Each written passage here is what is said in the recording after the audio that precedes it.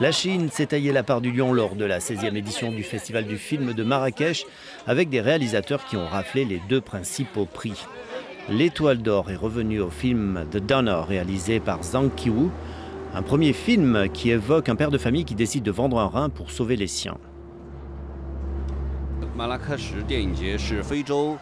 Le festival de Marrakech est très important en Afrique. Le jury vient aussi de toute l'Europe et du monde entier. Et j'espère que ce prix aidera à faire décoller ma carrière.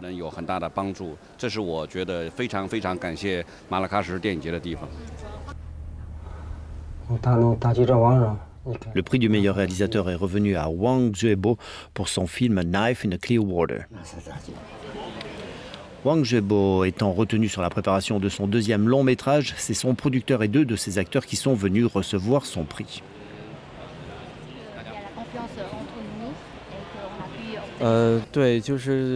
Malgré la barrière de la langue, nous avons pu la franchir et obtenir ce grand prix. Pour la Chine, c'est vraiment un honneur. Et nous espérons revenir dans le futur à Marrakech.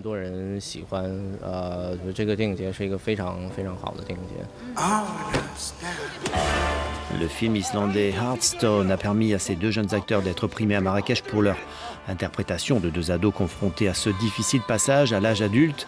Les 2 ont remercié leurs parents. Mamma og pappi, takk fyrir allt. Takk fyrir. Thank you.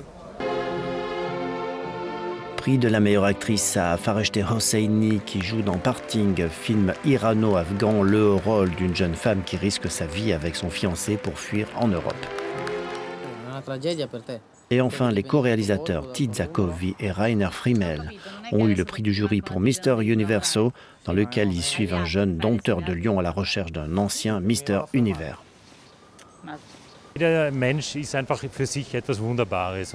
Chaque personne est un merveilleux individu. Tout le monde devrait comprendre cela. On ne devrait pas toujours voir le mal chez les gens, mais plutôt ce qui est positif. Cela rendrait certainement le monde meilleur.